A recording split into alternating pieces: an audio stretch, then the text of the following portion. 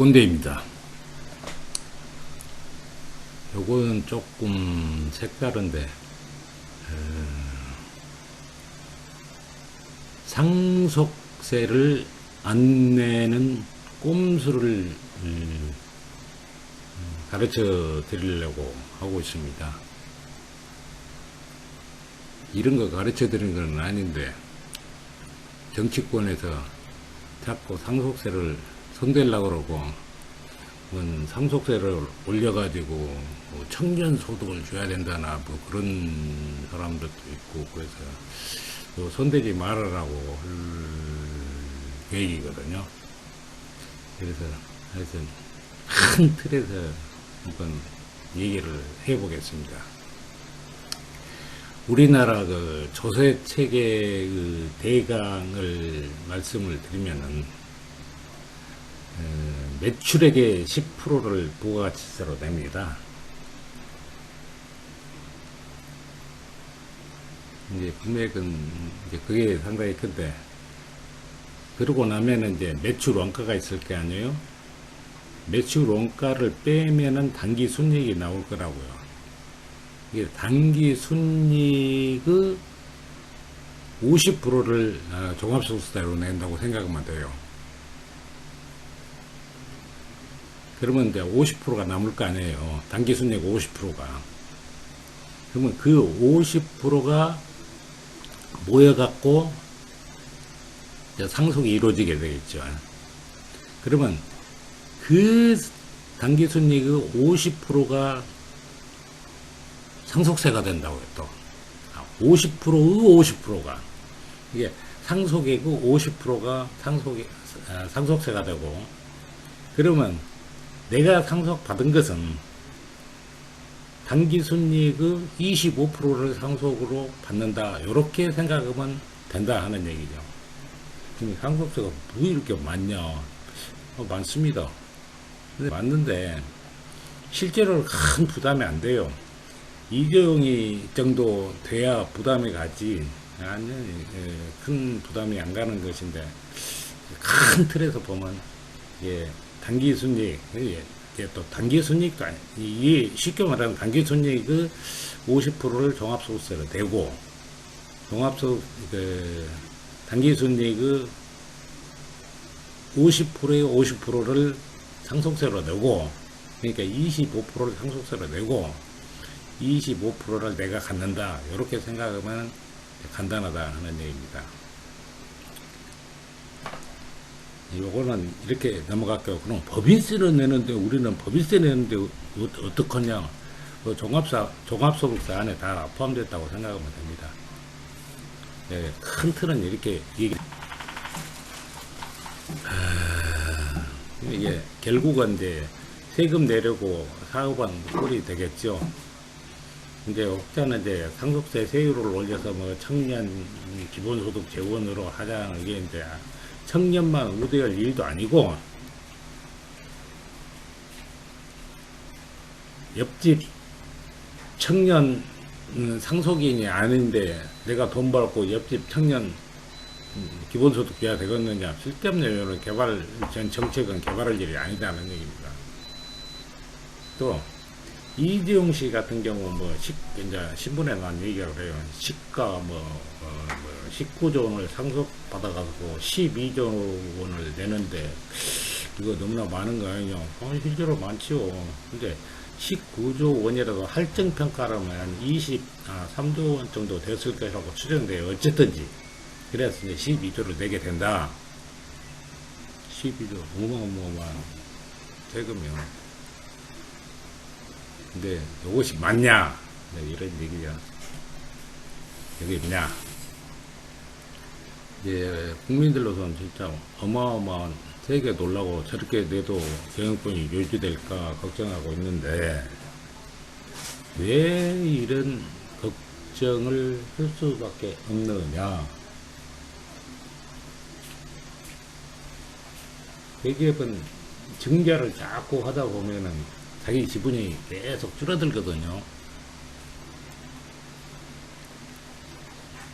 증자를 해서 줄어든 게 아니고 큰 돈을 못 만드니까 줄어들어. 그러니까 100% 얼마 집은 없어도 경영권은 유지할 수 있다고요. 이제 그러다 보니까 상속이 되면은 이게 세금 내려면 그 지분을 팔아야 된다는 얘기죠. 그래서 이제 문제가 되는 것이 가업상속 공제인데, 이거는 또 가업상속 공제는 중소기업이나 중견기업이야 하고 가업 유지 조건이 굉장히 까다롭습니다. 그러니까 그냥 이 아들들이 와서는 옆에 배불고 뭐 한다고요. 근데 뭐 안타까운 부분인데, 이제 매스컴에다 자주 올라온 부분이 이런 부분이에요. 가업을 유지 못한다. 가업을 유지 못한다. 그러면 상속세를 회피하는 방법이 없을까 한번 살펴보자 해서 지금 만들어 놓은 거거든요. 근데 상속세에는 이제 물납제도가 있거든요. 상속인이 금전으로 환가할 수 없는 것은 상속재산으로 상속세를 낸다는 말이다, 이런 얘기죠. 상속재산이 비상장 주식만으로 구성되었다면 그 비상장 주식으로 물납을 할 수 있다, 이런 얘기죠. 이것도 좀 깎아볼 일이에요. 비상장 주식이라면 어디서 거래가 안 돼요. 거래를 안 되니까 나는 돈이 없으니까 상속세 못 내겠어. 그러니까 그러면 그 비상장 주식이라도 갖고 와마. 근데 해서 지금 비상장 주식 물납이 생긴 거거든요. 그거 나 이거 돈 벌어갖고 다시 찾아가면 될 거 아니야. 이제 이런 이제 구조인데, 그러면 내가 갖는 것은 상장 주식만 있었는데 어떡할 것이냐. 그것은 팔아갖고 내 인만 이제 이런 얘기죠. 이것이 불합리하다. 이제 하여튼 어쨌든 간에 사전에 비상장 주식만 상속자산으로 만들면 될 거 아니냐 하는 거죠. 그죠? 이게 이제 국가도 양심이 있으니까 상속인이 거주하는 주택과 비상장 주식이 있다면은 그 주택에 우선하여 비상장 주식으로 물납할 수 있어. 그러니까 죽을 때는 비상장 주식만 갖고 이따 죽으면은 그 비상장 주식으로 물납을 한다는 얘기죠. 그러면 상장 회사는 어쩔 것이냐? 상장 회사는 팔아갖고 내라는 얘기죠. 그래서 비상장 주식으로만 갖고 있어. 그러면 물납을 한다 하는 얘기예요. 상속세율은 50% 미만이겠죠. 하여튼 어쨌든 간에 이게 50% 미만을 정부가 지분을 갖게 되겠죠. 그러면 나는 경영권 행사를 하는 데는 아무 지장이 없단 말이에요. 그죠? 그러면 이제 그 다음에 이제 증여를 한다고요. 경영권 행사할 수 있잖아요. 증여를 해. 배로 증여를 하면 정부에서 증여로로 따라올 것이냐 이거야. 따라오면 좋고, 안 따라왔을 때는 정부 지분이 50%가 25%가 될 거 아니에요. 그죠? 증여에 따라왔으면은 국가가 무이자 대출한 셈이 되겠죠? 얼마나 좋아요. 그죠? 그래서 이제 상속세 A의 경우, B의 경우로 이렇게 나눠 있는데 이것은 천천히 보시면 될 것이고, 근데 이제 그 과정에 비상장 주식, 상장 법인이라도 비상장 법인으로 지주회사를 만든다면은 할 수 있다 하는 얘기죠. 지주회사 지분을 상속하면 되니까. 그랬을 때는 물납이 가능하다는 거예요. 근데 이런 과정을 거치려면은 비상장 법인한테 상장 법인을 양도를 하게 된다고.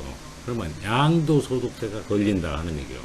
근데 양도소득세는 상속세보다가 낮다. 그러니까 조금 절세 효과가 생긴다. 그런 얘기고.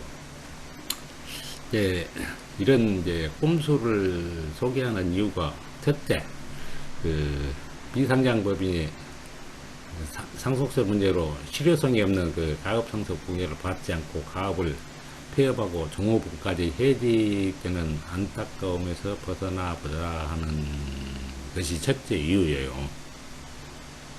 그러니까 꼼수를 좀 부려갖고라도 가업을 유지시켜보자. 가업상속 공제를 받지 않고, 응? 이제 둘째는 이제 우리 그 이재용 씨 같은 경우에요. 상속재산이 상장 주식이라면 상속인이 시가로 환산하여 현금으로 상속세를 내다 보니까 지분이 줄어들어 경영권이 불안해진다. 따라서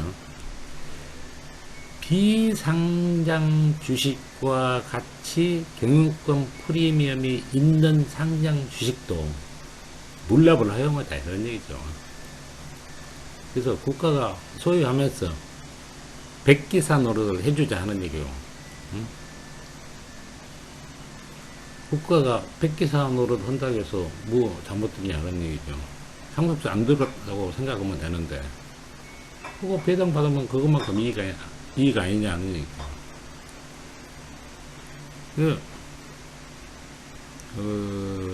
이재용 씨 같은 경우는 그냥 그러면